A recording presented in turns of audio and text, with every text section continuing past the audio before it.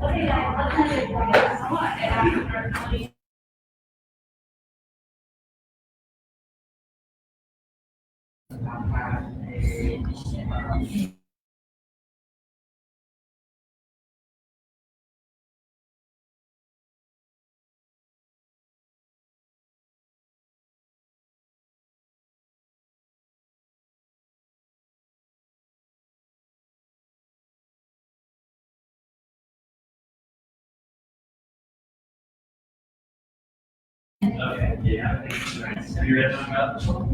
everyone, good afternoon.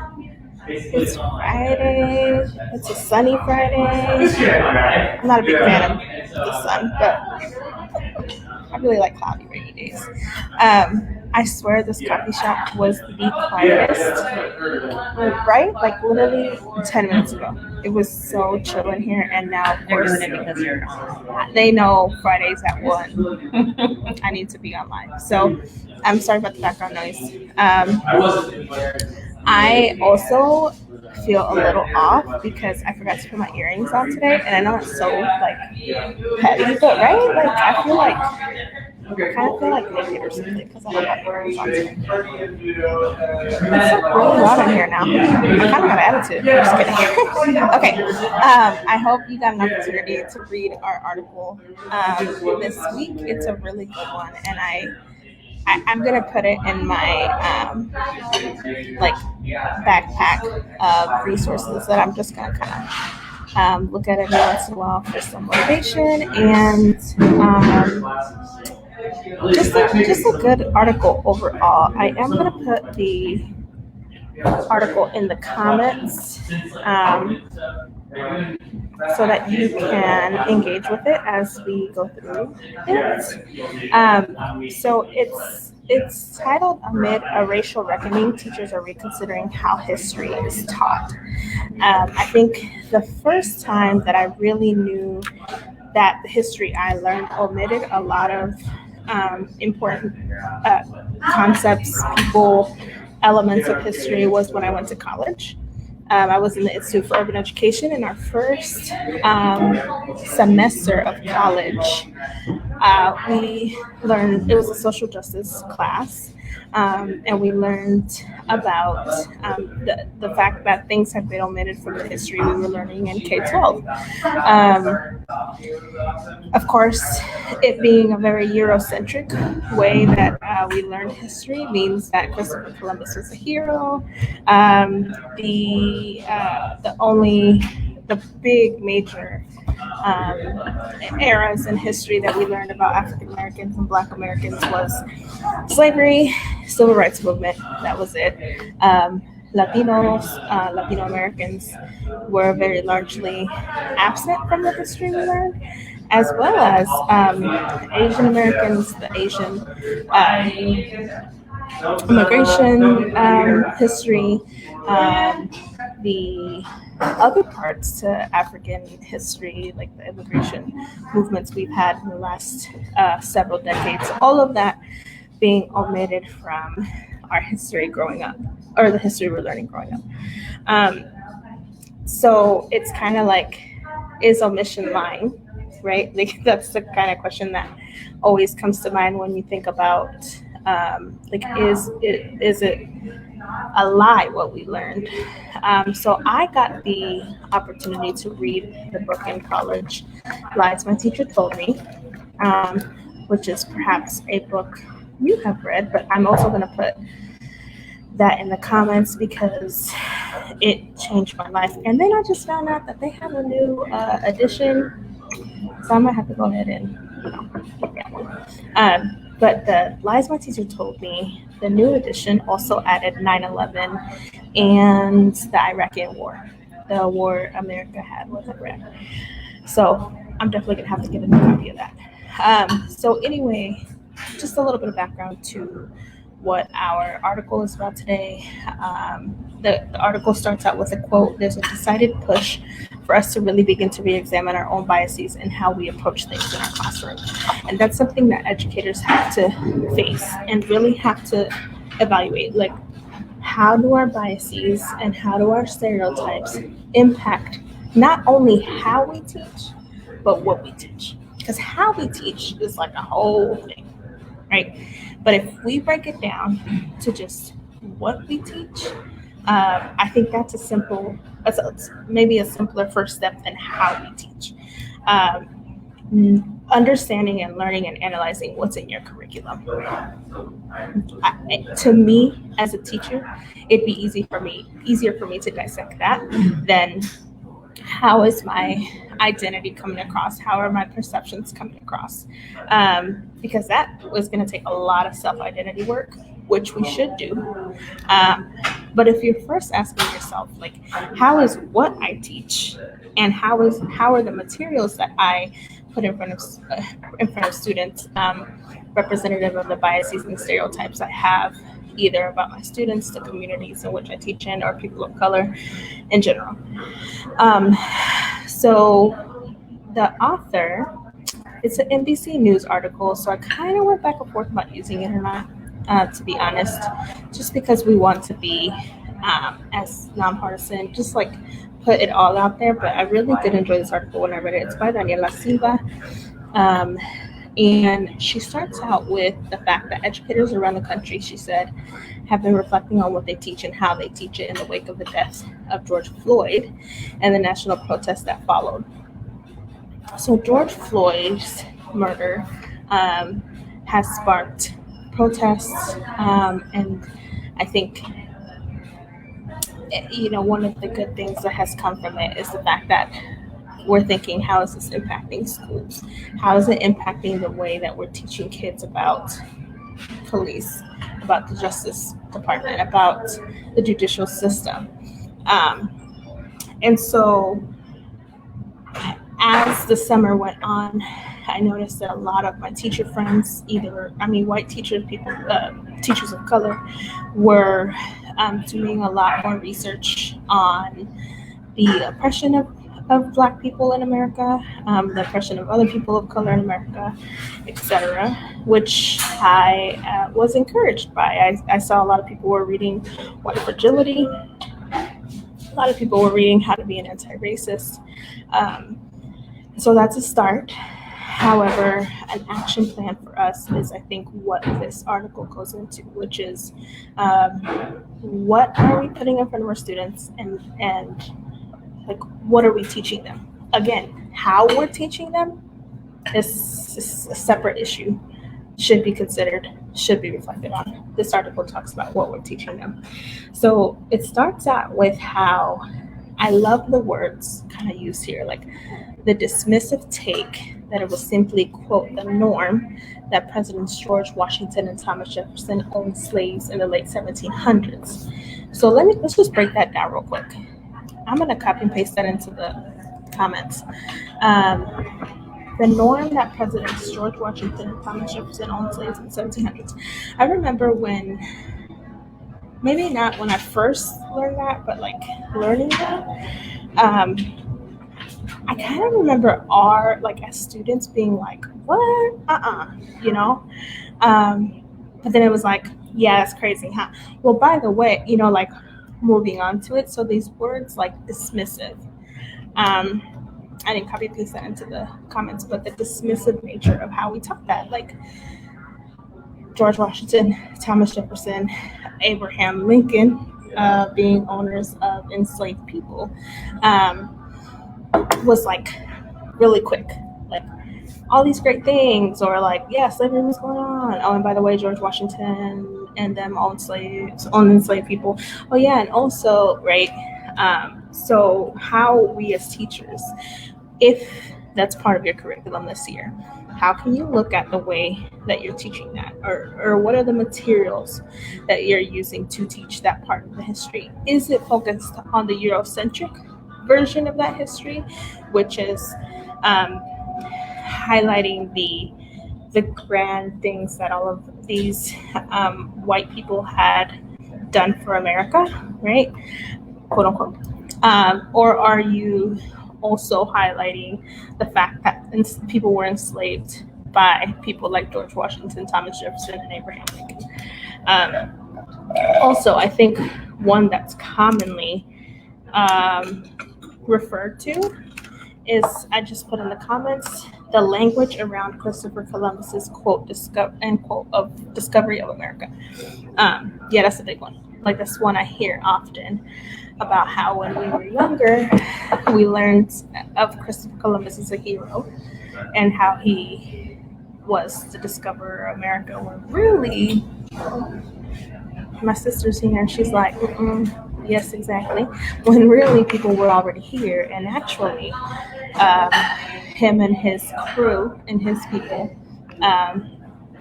murdered and raped and hurt the indigenous people that were already here. So again, if that's part of your curriculum this year, what perspective are you putting in the forefront? Is it a reality that Christopher Columbus came on the Mayflower? Yes. Is that something that we can teach? Yes. What year was that? Yes. Like, all those things. However, also including the perspective of the indigenous people that were in fear of the people that came over. The Thanksgiving story, right? The Thanksgiving story being, like, Christopher Columbus and his people, or the Pilgrims and the Native Americans got together and they had this great meal because they were creating this new country, and it was like awesome, right? But the real story of Thanksgiving being that the Europeans who had come over, the settlers, colonizers, if you'd like, were stealing a lot of the ideas, the food, the using the indigenous practices to their own benefit, and then getting rid of the indigenous people when it was like to their benefit. So if that is part of the history that you're teaching, thinking about which perspective, which perception are you bringing? Is it the Eurocentric one, or is it the well-rounded reality, I should say, the well-rounded truth? So the article, I really like that the article elevated a lot of voices of educators. Stephanie Wager, a former teacher, said, "You're messaging that people were not here thousands of years before Columbus." Facts, as my sister just said. As the nation faces a moment of racial reckoning, many long-held conceptions are being challenged. So we're seeing the toppling of Confederate monuments and the push to defund police. The author talks about how what we're teaching in U.S. classrooms shouldn't be an exception. Like, we are toppling the Confederate monuments because a lot of us now know and realize the true history behind the Confederacy. So much so that even NASCAR got involved, and like, that was a hot mess. But like, because there are people who know the history and then don't care. So how are we as teachers and educators putting all aspects, all perceptions of the history in front of our students, and then like allowing them to critically think about it, critically ask questions about it? It's not going to be pretty all the time, because some of this history doesn't feel good. Like, straight up, actually a lot of the history doesn't feel good. Especially when you're serving students who are a part of the demographic that were of the oppressed and that are of the oppressed. So back to the article, Bayard Rustin, the author, talks about how we could have additions to history classes, and it could include lessons on intersectional figures such as Bayard Rustin, who I'm going to put in the comments. I love that, like, intersectionality and helping students work through their identity at the same time that they're learning history, right? So I am not only a Latina, I am heterosexual, I am a wife, I am a soon-to-be mom, like all these parts of my identity. Obviously, those are me as an adult, but as kids, as a student, I was first generation. I was a daughter of immigrants. I was bilingual. All of these intersectionalities can be coupled with the history. So Bayard Rustin was eliminated from a lot of the history of the civil rights movement because he was gay. And that intersectionality would be important for our students to see, right? And they have very critical thoughts about either, number one, like why he was absent from a lot of that history, or number two, like the intersectionality of Mayor Rustin's identity. Like kids would thrive in those conversations. Would they be difficult conversations? Yes. Hey, Dr. Clark, thank you so much for joining us. Don't forget about a lot of Supreme Court decisions that legitimize slavery, racism, and bigotry. Exactly. Dr. Clark, exactly. Putting that kind of history into our classes, into our history classes, into our government classes. It's the truth, right? And the way that the Supreme Court has treated a lot of decisions that impact people of color, particularly Black people, should be part of history classes. I think it would even help, like this in particular, would even help students understand why and how we're in this part of society at this moment. Why and how are Black people disproportionately targeted by law enforcement. I think that some of this history, the Supreme Court cases, the Supreme Court decisions, the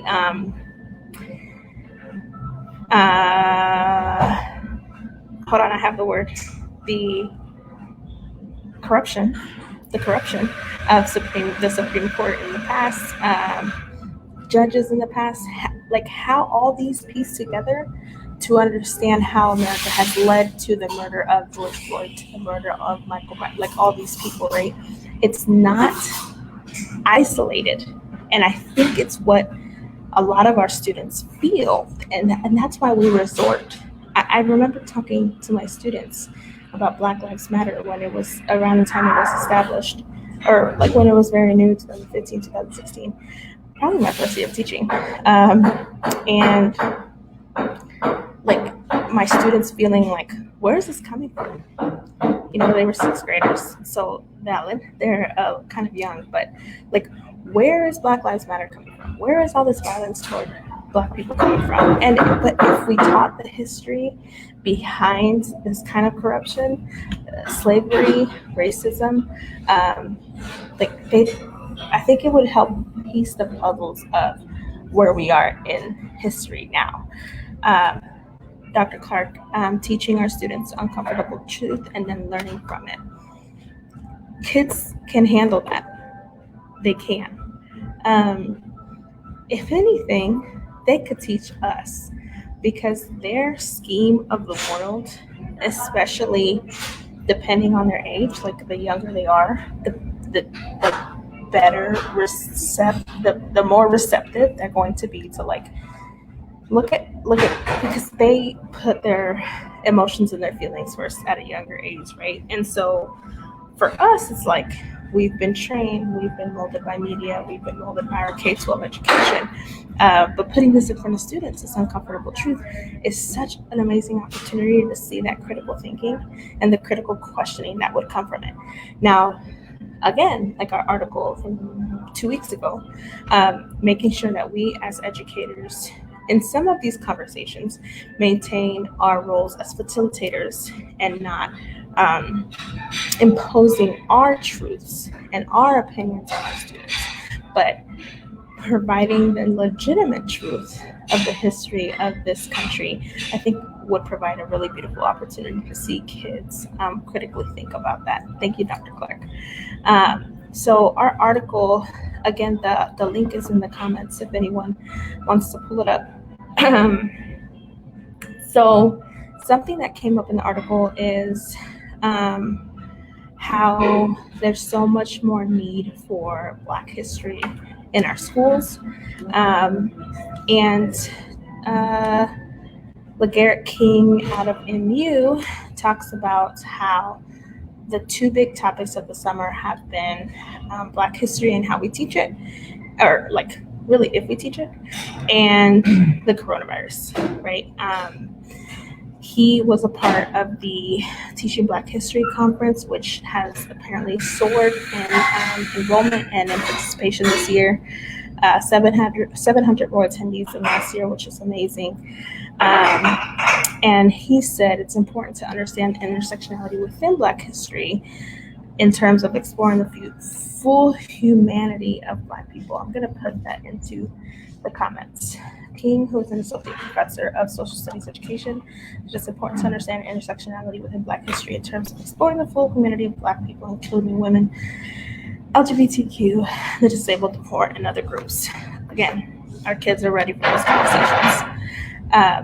Our kids have experience either themselves or within their realm of existence in their families, in their neighborhoods, with people who identify as LGBTQ, with people who are disabled, with people who are poor. And they have those questions already. They have those thoughts already. And so how beneficial would it be for educators to be facilitating those conversations instead of them just like roaming the world wondering why things are the way that they are, right? As a kid, I mean, this is like way left, but really, when we talk about oppression, it's very relevant. As a kid, growing up in Northeast, right off of Independence Avenue. If you know anything about Independence Avenue, it's been a hub for drugs and prostitution for a really long time, at least since I was a kid. And so I had the questions of like, how does one get here? I think after a while, as a kid, after a while, I realized like what was going on. And then you still have the questions of like, how does one get there, right? And so how powerful would it have been if conversations are facilitated, perhaps that's like way to the left, but about the oppression of women, about the hypersexualization of women, about the war on drugs, and how that impacted the early 2000s, and how that impacted the late 1990s, how that impacted Kansas City. Those conversations being facilitated by people who can provide the facts and the research behind it without imposing their opinions. Again, prostitution and drugs in some grades and in some like may not be part of your curriculum, but it's a very real issue of economy and of history and of government. Actually, neighborhoods like the one that I live in and how they've been impacted by gentrification, and how they've been impacted by immigration, how they've been impacted by, again, drugs. So, like, I would better understand my neighborhood as a kid if I had that history. So back to our article. Again, a lot of teachers' voices elevated in this article, which was really cool. A teacher, Janella Hims, out of New York City, is doing really good work. She talks about how on the high school level, they've been incorporating current events into the courses of study in our convention, the Teaching Black History Convention. I'm going to copy and paste this into the comments, talking about how she's working with her school. I should say how Janella is working with her school to create an elective course focused on activism and movements against oppression, as well as linking current events into her global studies class. Kids are ready for that. Kids are ready. Youth are ready for this kind of exposure. First of all, Generation C, which is the generation that our kids and youth are in. It's a generation of what are they going to be called? I know it's been like out there, but the generation of the pushback, right? The generation of the protest, generation of the critical thinking and critical questions, because it's no settling with this generation, which is actually really cool to see. So they are ready for classes on activism, on movements against oppression. And the fact that many of our students are of demographics that are oppressed, how powerful would it be for us to facilitate the kind of activism and the kind of power that could come from that? I had a conversation recently with an educator. I'm trying to remember what context, about the census. Oh, yes, I remember now. A high school teacher talking about the census and how important kids, like the youth that we interact with, how important it is for them to understand what it is, to encourage their families to participate in it. And I said, maybe they don't know what the census is right now. Maybe they don't care what the census is right now. But how willing would our kids be to lead a movement around getting their neighborhood and their families to participate in the census if they knew the impact that the census had on their neighborhood and on their families? We don't teach our kids that the census and having an accurate census is oftentimes the boundary between either having enough resources in our communities or not. Kids don't know that. I didn't know that. This is my first census that I filled out as an adult. I filled it out as but many people don't know that the census is oftentimes what means that either my community has enough or doesn't. If kids knew that, and if high schoolers knew, like this was a high school educator I was talk to them about, food deserts, talk to them about literacy deserts, and about how a lot of times the reason why that is what it is comes down to the census. Now, there's a lot of other elements in that as well, right? Like food deserts and literacy deserts, but one of them being the census. And then watch how kids, especially high school kids, are like, let me go rally up my family members to make sure they've all filled out the census, right? Because we see as kids, or they see the impact that not having a grocery store close has on their family, especially if their family struggles with transportation, with access to language and communication. I know when I was a kid, my mom, with 3 kids, we were riding the metro to Price Chopper, and Price Chopper for a long time in Northeast was the only grocery store that we had. So no matter where we lived, we had to get to the bus route on Independence Avenue. And with 3 kids, she had to take us down to Price Chopper. So it's a little different now, especially with all the Latinx owned stores on Independence Avenue and in the neighborhood, but it's a very real issue. So moving forward with our article, Adina Goldstein, she's a 7th grade social studies teacher in Philadelphia. She's been thinking about how to turn her social studies class into more of an ethnic studies course to reflect more African American and Latin American history. I've said this a lot, like I don't know Mexican history.